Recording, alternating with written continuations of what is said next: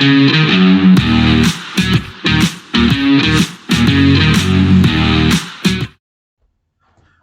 welcome back to the SuperCoach Nuff channel. In this video, we're going to do an updated version of the NRL team picker video.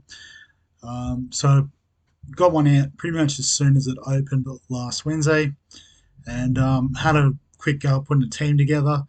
But I guess with a bit more time and looking at a few other people's teams as well, and weighing up some of the options, I've got a bit of an updated team just to sort of go through some alternate options to the ones that I discussed previously. So at hooker, one player I did overlook in the initial video was Reid Marnie. So obviously last year he spent a bit of time on the bench at the Bulldogs, which has lowered his starting price. But you imagine with the move to the Cowboys, he's going to be playing 80 minutes. So I think at 418k, he does offer a bit of value.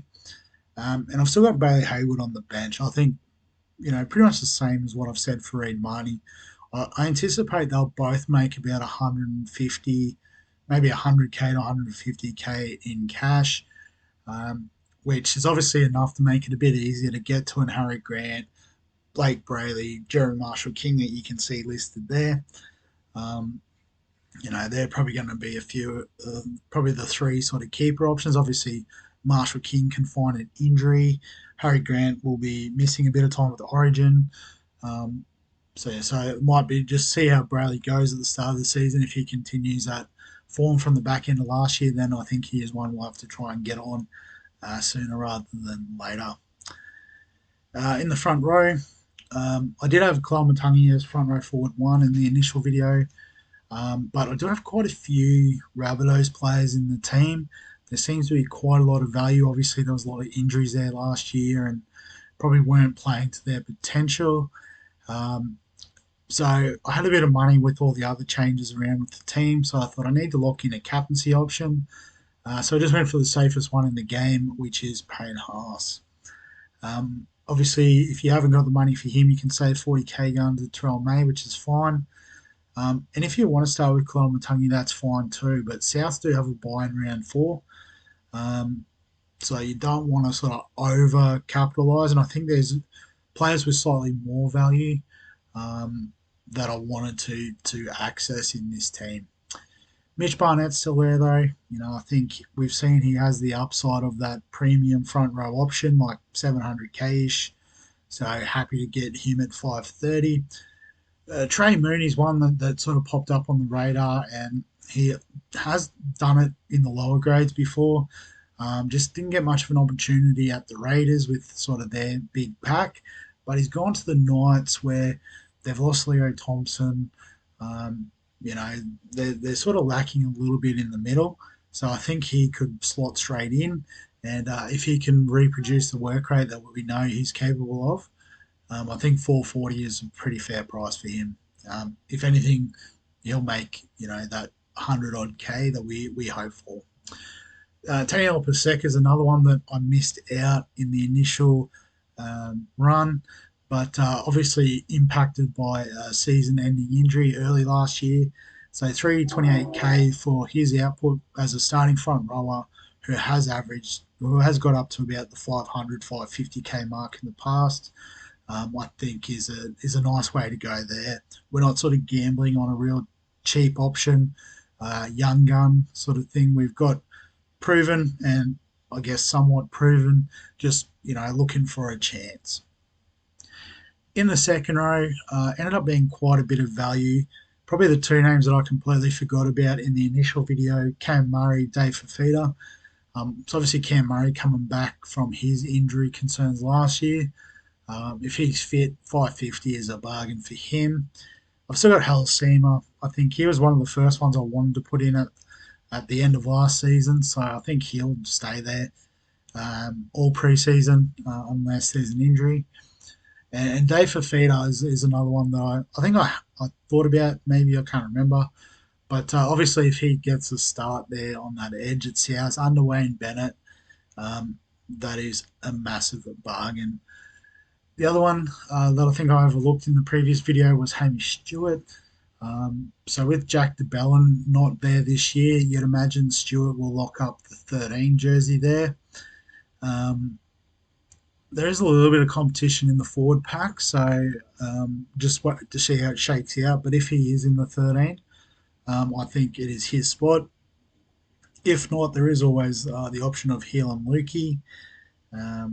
A very similar price point from memory, yeah, 404k, so that's easily got to. Jermaine McEwen's another popular one at that price point. So these guys might offer a little bit more upside, but happy to start with that bit more of a solid base. And he's only quite young too, so I think there'll be a natural progression in his output. And then Lasardi, Couchman of the Ryan variety. Yeah, hasn't changed since the last video. I think they're the two best options at the cheap price. But if something else pops up, we'll be happy to jump on. Excuse me, got itchy nose. So at the halfback, I've gone the two cheapy options at the moment. So Sanders and Atkinson. Obviously, this could be Cody Black, which would save us a little bit more cash. But basically, whichever the Raiders halfback is, we're going to lock in under Ricky Stewart. I think it's a pretty safe bet. Atkinson, I do prefer him if he was in the 5'8 spot, just because I didn't want to spend up big in the 5'8 spot. But I have come up with an alternate plan, although that has also changed since I updated it. So I'll unveil all that now. So Jackson Purdue was the one I was looking at. I think I had Ethan Strange in here, probably fair price at 600k. But the thought was with Jackson Purdue was not so much as him as a 5'8", but I was hoping I'd get him back in the centres. So as the sort of another mid-price centre wing option, just until the 5'8" market sort of shakes out a bit and we see what we've got. There's no sort of massive value there other than Jonah Pezzett, who's on the bench. But then there's been a bit of news that Purdue's training at halfback. So I don't know how that will affect his Supercoach scoring. Obviously, when he was at 5'8", he was more of the second banana sort of thing. But if he is the main man in terms of wearing the 7, obviously he's got Tommy Dearden outside of him.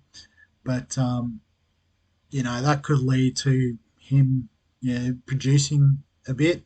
So I've got him at the moment, but there is a bit of flexibility just to see what's happening in that area.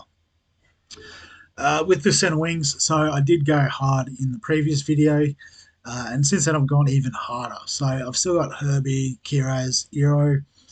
I guess a lot of people probably going away from Herbie just because of the price and saving a couple 100k. Popular options there. Latrell Mitchell, wherever he is, 626k. Obviously, if he goes back to fullback, he will swap with Farnworth. That's the easiest decision in the history of the world. In the centres, I mean, he's probably no different to these guys, but I guess the difference is these guys are proven to work. Like they'll run the ball, they'll bust tackles, all that. Latrell can go in and out of games a bit. So I think, if he's out on that edge, it's, not a lay down Nazaire type pick. But if he's playing fullback or if it looks like he's got a bit of a roaming role, maybe even if he goes to 5'8", he might be one that I could slot in this spot perhaps. The one I have added, and this is really just, I guess, a punt, and that's Tane Tuapiki. He's a really good football player. I think they've got to find a spot for him there at the Warriors. I'd have him in at fullback. CNK can play in the centres. But we'll wait and see. If he is picked to start at fullback, he'll be definitely there. If not, I'll probably hope for another cheapie, to be perfectly honest. I've got Campbell Graham sitting there as well, so obviously he can slot in at centre wing 4. And then the cheapies, I'm still, Macassini probably is an interesting one by round 1, so you'd want to be confident that he's going to get a starting spot. But they do have a fairly established 3/4 line there. Tommy Chess is another one just thrown in if he can find a spot. But obviously that's subject to change, those spots. They're the two I'm least confident on out of this squad. And then the fullbacks. So I guess to try and squeeze in the extra like centre wing and that sort of deal, Obviously, the upgrade to Payne Haas. I've cut back from Scotty Drinkwater and I've gone with Kalen Ponga. And this mostly comes down to hopefully the change of coach there. Justin Holbrook coming in, um, former halfback, so probably more of an attack minded coach. Although I think Adam O'Brien was an attack coach at the Roosters and the Storm and that sort of thing. But for whatever reason, it didn't work out as the head coach. Um, but I think, at 600k, we know Ponga can get a lot higher than that. Um, and so, yeah, I just thought, well, might be worth a sneaky punt. I guess along those lines, some people are looking to punt with Tom Travojevic at a bit of a cheaper price.